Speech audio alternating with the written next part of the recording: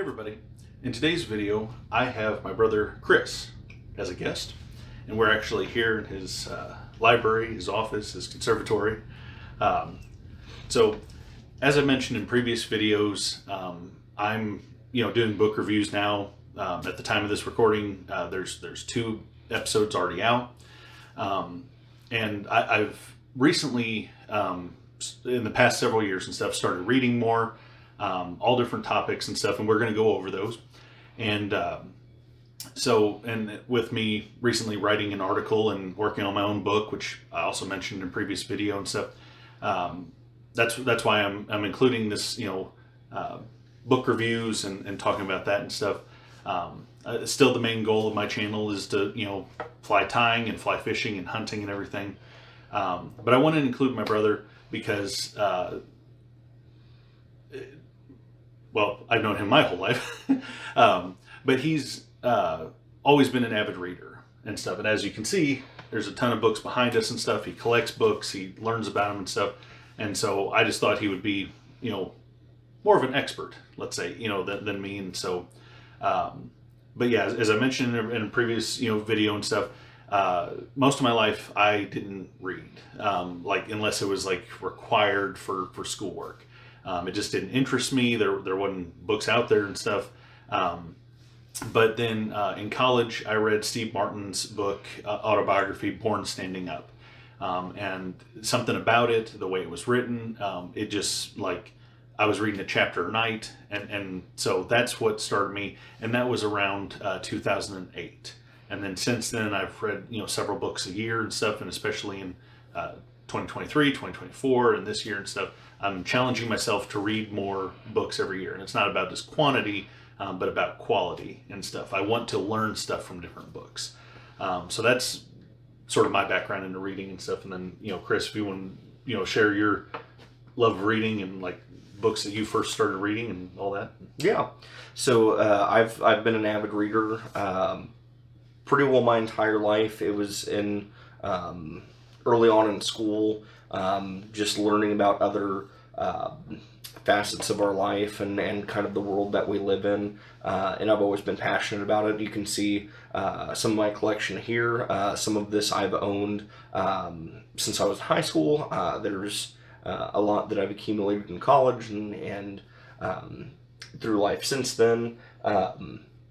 But there's really no limit in terms of what interests me and what I like learning about. So sometimes if it's something that interests me, but it's not necessarily something I'd revisit, I may get an audiobook or I go to the local library. But if it's something that I genuinely like revisiting or want to come back to in any way, shape, or form, and then depending on the subject matter, then of course I love having a physical copy. And so over years I've accumulated everything here, and so there's everything from the outdoors to history and other cultures, and a lot of business, entrepreneurship, and marketing, since that's what I do professionally. But it doesn't have to be those things, but it's just something that always looking to continually learn and grow. Yep. And that's, same for me and stuff. I do a lot of driving, and so audiobooks, I love physical copies. I love having them. And when I do get physical copies, it's usually to get the author's autograph as well, because I like collecting autographs. I like most of the books that I have or that I've read.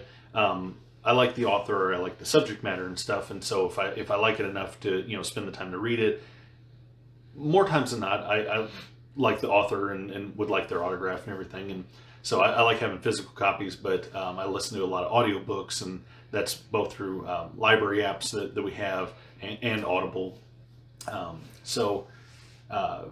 We'll start off, we'll talk about some of our favorite authors. The one I have been a fan of the longest and stuff is L. Frank Baum, who wrote the Wizard of Oz series. I've actually read, a lot of people don't know this and stuff, there's actually 14 books in the Wizard of Oz series. And they're not all about, Dorothy and the Tin Man and Scarecrow and stuff. They're about the land of Oz itself, and then they incorporate different characters. I've read the first 2, and then I got about halfway through the third one, and set it down, and I haven't picked it back up and stuff. My goal is to read more of those throughout this year, and eventually have all those read. After L. Frank Baum had passed away, there was a woman who picked up the series, and I want to say she did somewhere around like 10 books. I can't remember her name or any of the details and stuff right now, but and then other people, of course, have written that, including L. Frank Baum's great grandson, Roger Baum, and I'm a fan of his too. I've talked with him and his wife, and both over the phone, and I had a podcast a long time ago, and actually had them on as guests. And one of the this would have been somewhere around 2002, I think it was. My brother and I were in Jeff City, Missouri, and we're running around, doing different things, going to the Capitol, the Runge Center, Conservation Center here. And Chris had wanted to go to Barnes & Noble. And so I was like, yeah, we got time to kill and stuff. Let's go there. And when we actually arrived, Roger Baum was there. He was signing books, and which I actually have the different books here. And it was The Wizard of Oz and the Magic Merry-Go-Round. Yeah, 2002 was when it came out. So that was the book he was signing. So I have that one signed from back then, and then later I got all of his other books and got them signed and stuff. So I was thankful that Chris had suggested that we go to Barnes and Noble, because I was able to meet him and stuff. So yeah, he's one of my favorite authors. And then another one of mine. I saw the I saw the movie, the TV show. I'm getting all scatterbrained. I saw the TV show, The Terminal List, with Chris Pratt, and I really liked that. And I was like, okay, I knew it was based on a book, and so I read Jack Carr, the author's book, The Terminal List, and it was great, more graphic than the TV show, and so then I read the second one, and the third one, and the fourth one, and so this year in 2025. I'm going to read all 7 of his books, and then he has one based on James Reese, the main character of the Terminal List in that series, his dad, Tom Reese. So I plan to read that one as well. And then that was my first adventure into fictional work and stuff, and fictional thrillers. And so I was like, I really like this. I want to know about other authors that are similar to that. So that's how I found Ryan Steck, which I really like his work with the Matthew Red series. And then I know that there's other ones out there. C.J. Box, I've read Open Season, which is the first one in the Joe Pickett series. The TV show of that, I haven't finished. I think it lasted 2 seasons, and I haven't finished season 1. I don't know what it is, but I struggled to get into that TV show. But I read the first book, and I was going to read a couple more of those, and then I know there's Brad Thor that does other fictional thrillers and stuff, so I want to read more of those. But anyway, I've been rambling a lot and stuff, so what are some of the authors that you like and have read over the years? So, there's a handful of authors, even though I largely read nonfiction, as far as kind of the first thing I may gravitate to. There's a lot of fiction writers that I love. So, in particular, j.r.r. Tolkien and the Lord of the Rings series, The Hobbit, Silmarillion. His writing style and his commitment to world building are really unmatched, and I think that's why the series, whether it's the books, the movies, the TV shows that have existed have had such a following, is because the commitment of and detail. And one of the things, if you haven't read the series, or maybe if you've just seen the movies and not read the books, if you haven't read it, one of the interesting things is the style of writing is very different. So the Hobbit reads very differently than the Lord of the Rings trilogy and the narrative style. And that's something that's very, it catches people off guard the first time that they read it. And it's kind of fun because it's just different styles. And then, of course, the Silmarillion is this entire encyclopedic book of all of these things that happen before the events of the story that a lot of people know and love, and it reads like a history book. It is very dry compared to the other aspects of his novels, and so again, across all of the books, there's a lot of different narrative styles, but ultimately there's a lot of world building. Another author that I love is Jules Verne. Just kind of the sense of adventure, the sense of mystery in the world that he's able to convey.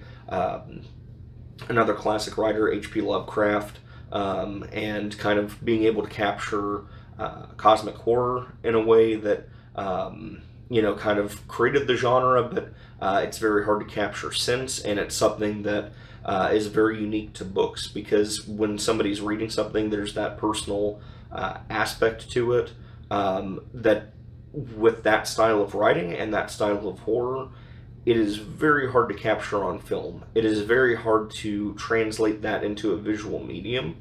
And so his writing style has never really been appropriately adapted, and so that's another author that I like. And of course, Michael Crichton for a lot of his works in science fiction, some of the warnings that he had. Of course, Jurassic Park is first and foremost one of my favorite books in general, but especially that he wrote. But there's others like Prey, Sphere, and beyond. So The Andromeda Strain. Yep, that's another one of his, which I don't think I've read that one. That's still on my to-do list. Yeah. I knew Stephen King. Mm-hmm. There for a while, you were reading his books. Yeah, and it's Stephen King does have a good number of books that I've liked, and some of which have film adaptations, and some of which don't.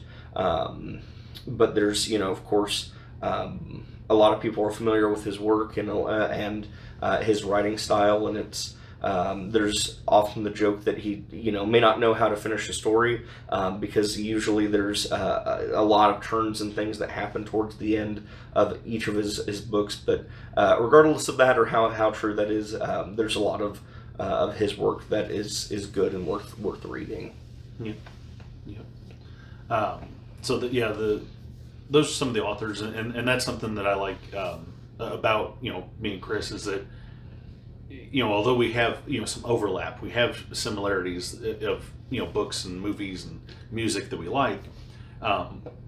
There's a lot of variety there too and stuff. I haven't read H.P. Lovecraft or Stephen King.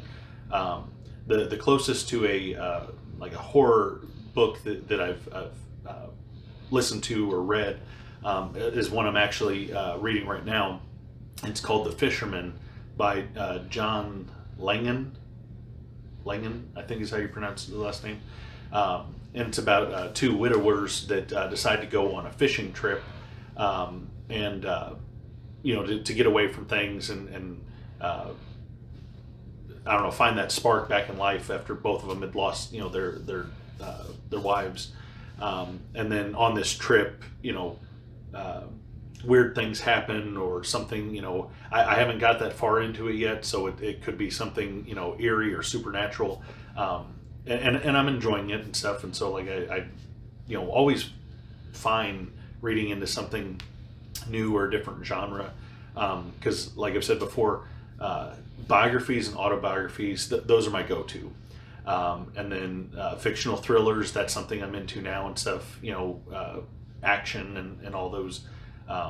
So those are the big genres and stuff. With Wizard of Oz, and I don't know if you'd call that adventure or fantasy, but I like books like that as well. So some of the genres for you. Mm-hmm.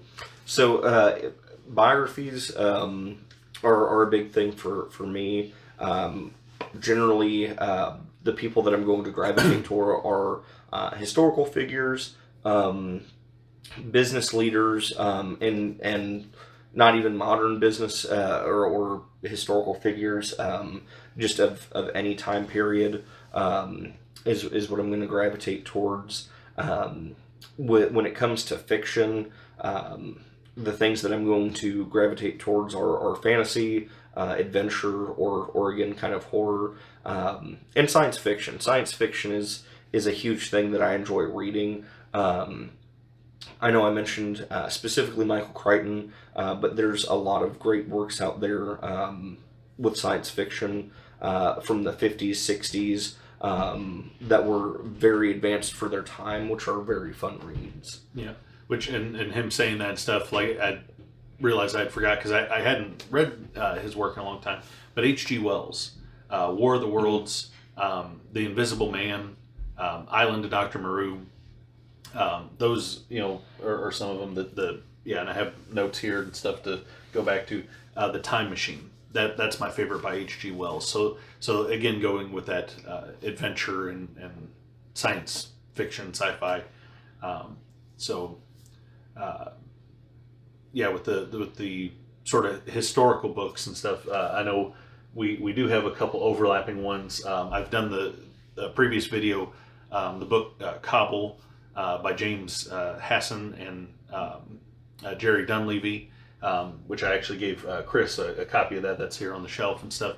And then I don't know, I think it's in the camera angle.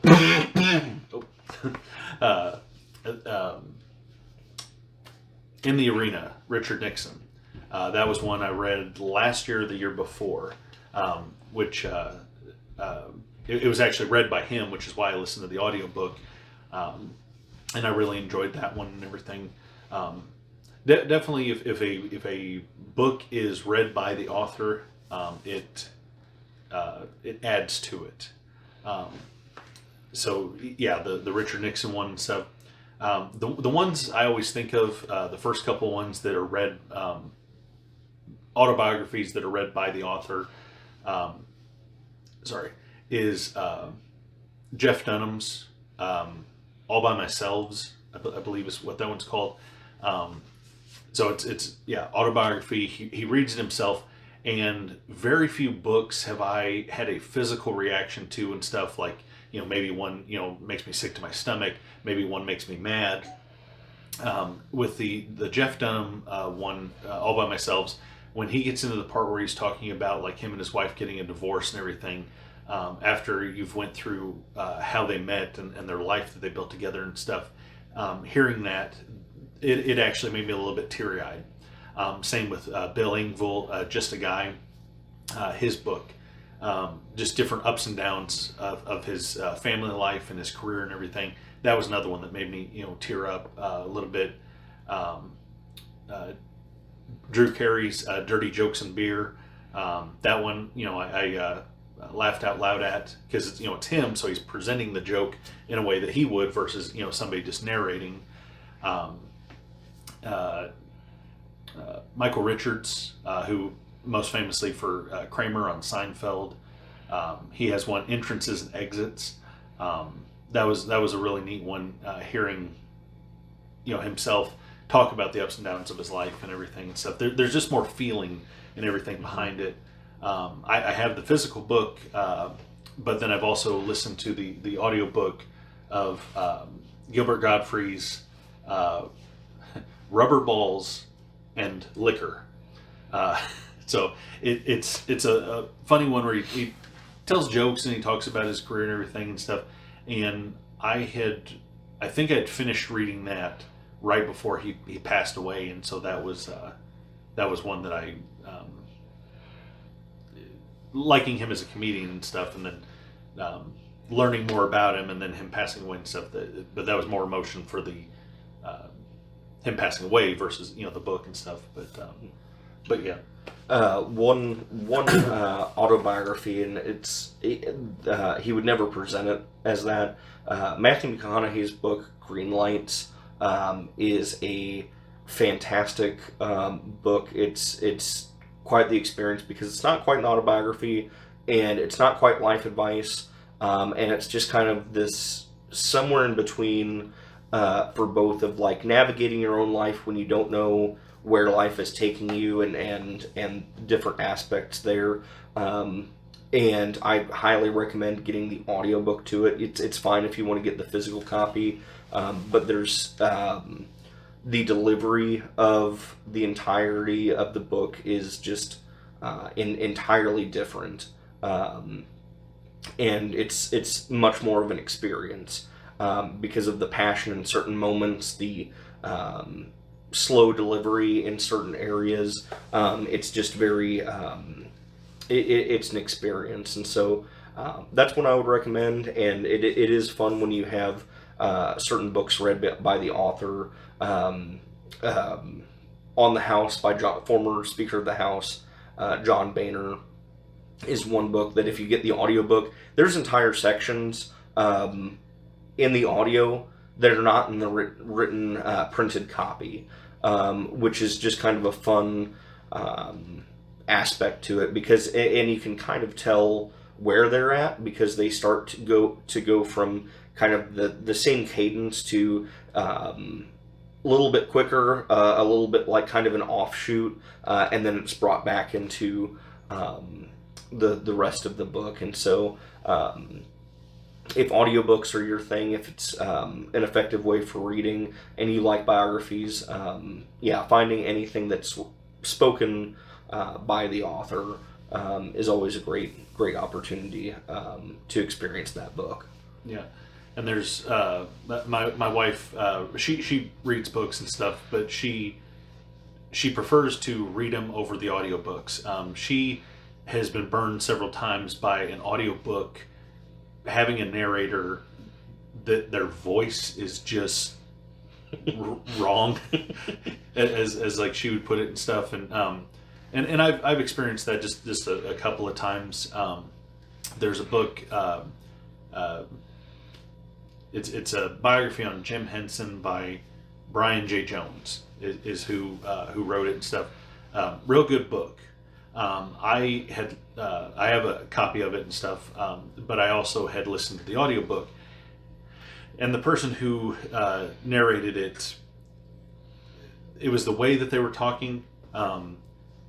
Jim Henson always knew he wanted to be a puppeteer, and it was just this like kind of weird sounding voice and stuff. I got through it, but there's been other ones that I don't even remember what it was. It was a coin collecting book, and this person knew nothing about coins, and of course as a narrator you don't have to, but this person knew nothing about coins, knew nothing about how to pronounce some words, and you could easily tell that this was the first and only time run through that they did reading the book and stuff. And it was on the library app, and it was, hour and a half or 2 hour book. I couldn't even finish it. So, Yeah. And likewise to previewing the author or the narrator, if you have the opportunity to, because there's a lot of historical books that I've had interest in, but maybe I don't want to lug around or keep the physical copy of it, so I'll buy that. And if the person is not excited about the thing that they're narrating, you can very quickly tell that. And even most of the times, hopefully you can catch it in the preview, but sometimes, and I've been unlucky enough sometimes that I don't catch it and it sounds fine in a preview, and then when I'm in it, it's not as great of an experience. But when you can tell that they have the passion or interest in the subject, it helps a lot. But and so I've been to Comic-Cons, and it sounds like this is detouring and stuff, but it loops back in. So I've been to several Comic-Cons. I've met several celebrities, actors, musicians, athletes, and it's been many years since I've been to one, but it's a lot of fun. And one of them we went to, there's an actor named Johnny Young Bosch. You may know him as the second actor to play the Black Power Ranger in the 90s early 2000s, 90s Power Rangers. And anyway, he has a band, and he was a guest, and he's done a lot of anime voices and stuff. Real nice guy. And somebody at one of the Comic Cons had asked him during the panels, how can I get into voice acting? And he said the basically easiest way to get your foot in the door and get your voice out there and get a profile, portfolio built and stuff, is to create an account with Audible. And I believe you were there at this Comic Con. And he's like, all you have to do is create an Audible account, and then say that you want to narrate books. And then authors can seek you out. That's the word I'm looking for. So authors can seek you out if you have enough, body of work and stuff, and they like your voice. Or Audible can give you work as well.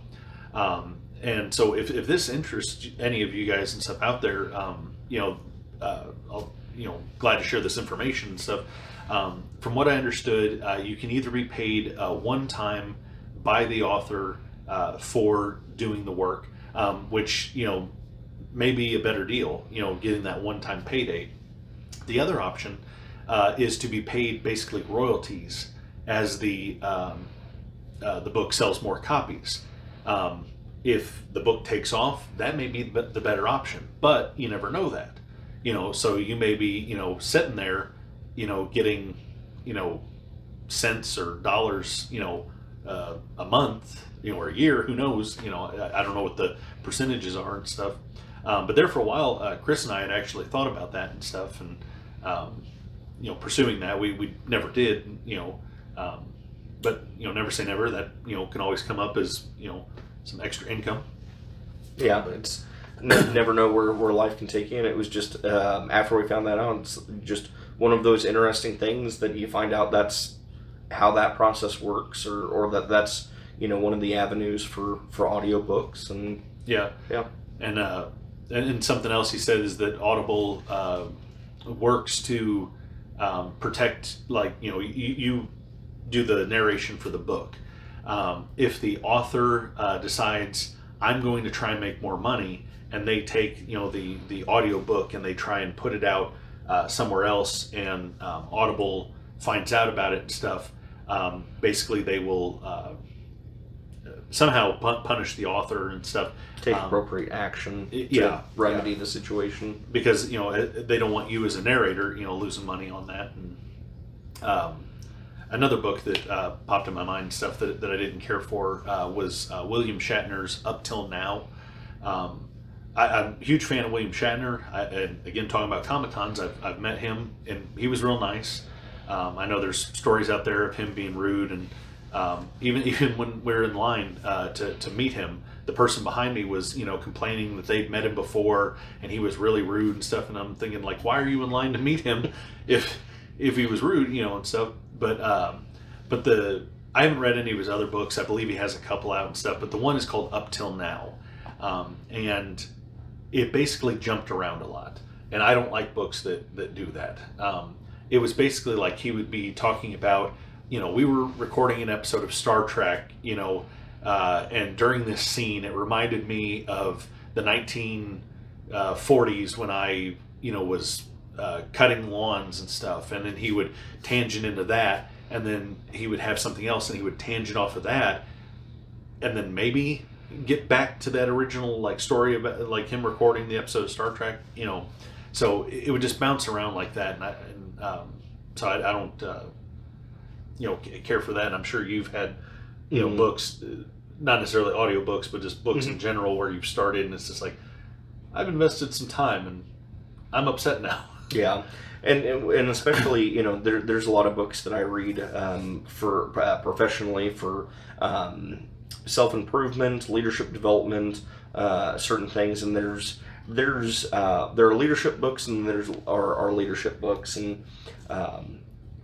there are a few out there where it's just genuinely either bad advice and they're presenting it as good advice, or they're tying themselves and their personal development too much, and it doesn't relate to the point that they're making. In particular, there's a book by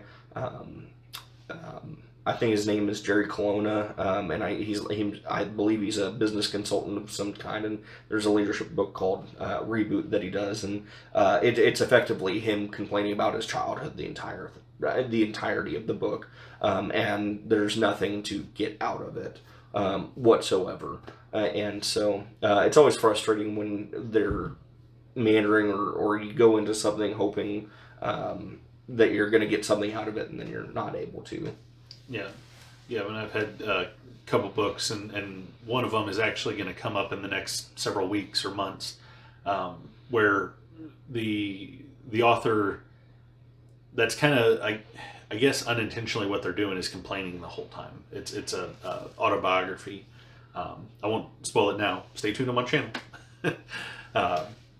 But different books that I have, I figured Chris could talk about, some of the ones that he likes, in his collection, everything.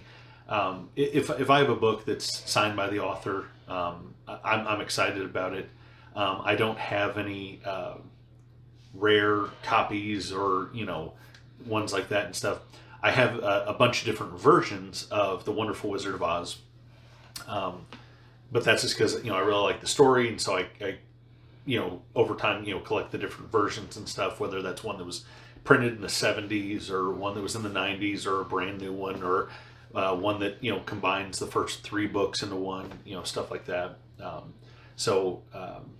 I don't necessarily have one that stands out like, this is a book that I keep locked up and I really like and stuff. But also, Chris has a lot more than I do, and different ones he's sought out. So if you have any that you wanted to talk about. Yeah.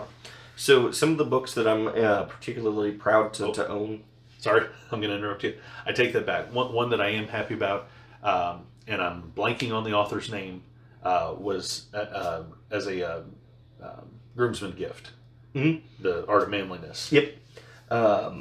Chris gave all the groomsmen those and stuff, and so I was happy to have that one and stuff. Chris had it signed. Yeah. So that's actually right here on the top shelf here, just above Justin. But yeah, so through a friend of mine, his name was Asher. He inadvertently introduced me to the Art of Manliness blog and podcast put on by Brett McKay. And while Brett is not super active on YouTube anymore, and there's multiple reasons for that, his blog, Art of Manliness, and then he had recently launched a new one called Dying Breed, which is a little bit different, was very impactful. There is a lot of work that he's done in terms of life lessons, how to be a better, it's called Art of Manliness, but it's really for everybody. But there's just a lot of great advice, and eventually he wrote, kind of distilled some of that information into a book. And so for my wedding, for my groomsmen, I got a gift leading up to the bachelor party that I wanted to, give to everybody. And so, but I don't think the illustrated Art of Manliness is sold anymore, but you can still find a few copies here and there. But it is actually signed by Brett McKay, and so it was actually kind of a cool story because at the time the store for Art of Manliness wouldn't allow you to buy the quantity that I needed, and so or rather they didn't get that many purchases of that volume, and they kind of somebody that was, I think, connected to Brett reached out and said, hey, what is this for, kind of inquiring into it. And when I explained, I actually got a personal email from Brett, and so we kind of had that experience. And so if you're looking at just anything to do as far as, fitness, outdoorsman, general life advice. There's a lot of content into it. It's a great book. Like on the back, it's how to pick a lock, how to run a great meeting, how to shave with a straight razor, how to survive a bear attack. And I know another one in this and stuff is how to change a tire. Another book that I'm proud to have is actually Clear and Present Danger by Tom Clancy. It's a signed edition. Justin actually gifted that to me less than a year ago as a Christmas gift. Yeah, right there. Yep. So I don't know where I'm looking. there's a few other signed copies throughout.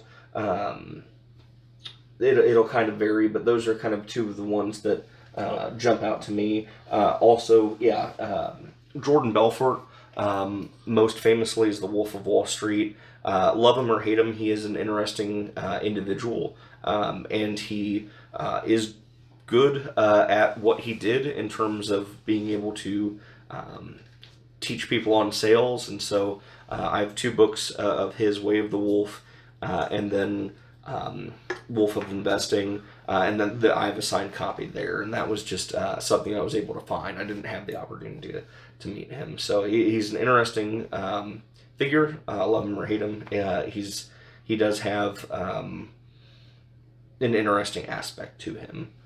Yeah. And then I know these leather-bound ones and stuff. Barnes Noble. Yep. Started doing those. So I collect the Barnes Noble Classic Series. I also collect Easton Press leather-bounds, and then also the Folio Society. They make beautifully illustrated books, and so I have a handful of copies there. So I try and collect those, and typically I gravitate towards works that interest me in some way, shape, or form. Barnes Noble and Easton Press especially have a plethora of books, any subject, any author, but I'm still mindful because like I said before earlier in this video, I tend to try and get the physical copies of things that interest me because that's what I like to hang on to. The place that I go to for signed copies and stuff, of course, sometimes you find some on the company's website, the artist's or author's website and stuff, individually like that.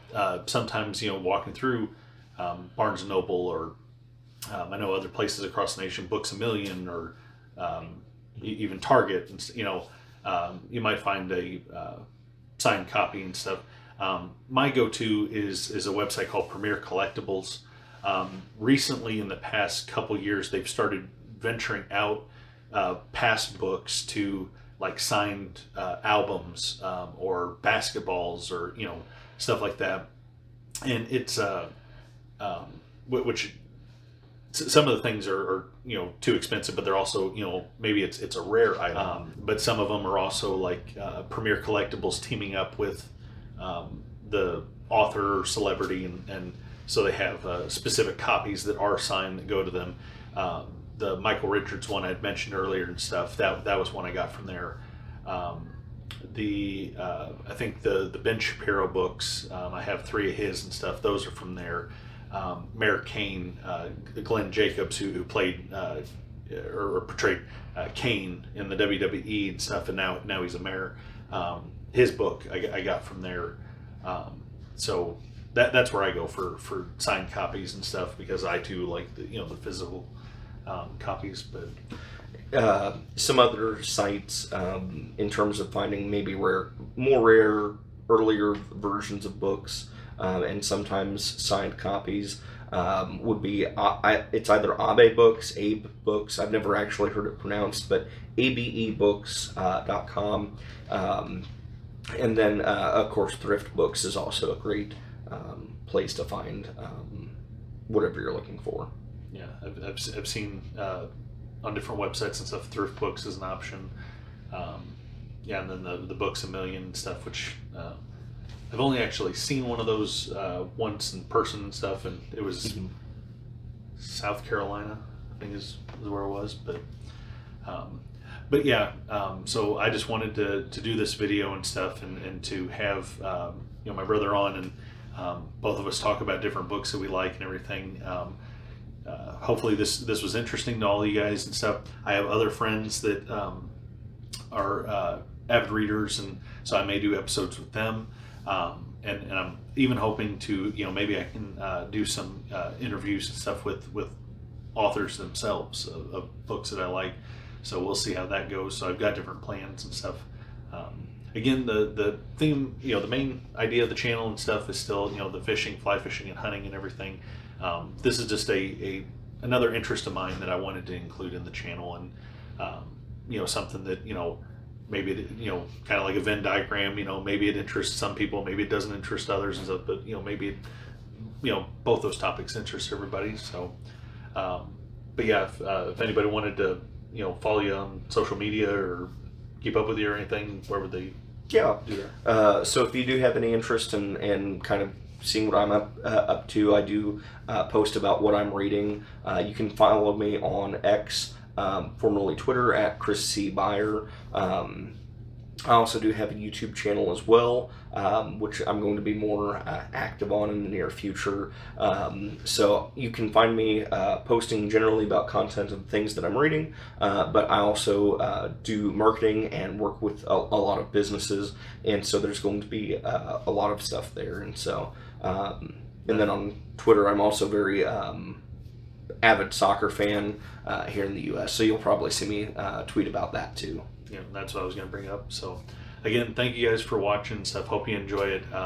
What are books that you like? What are genres that you like and stuff? What are books that have upset you for whatever reason and stuff? Comment all that down below and stuff. Chris and I would both like to find that out. And so again, thank you guys for watching.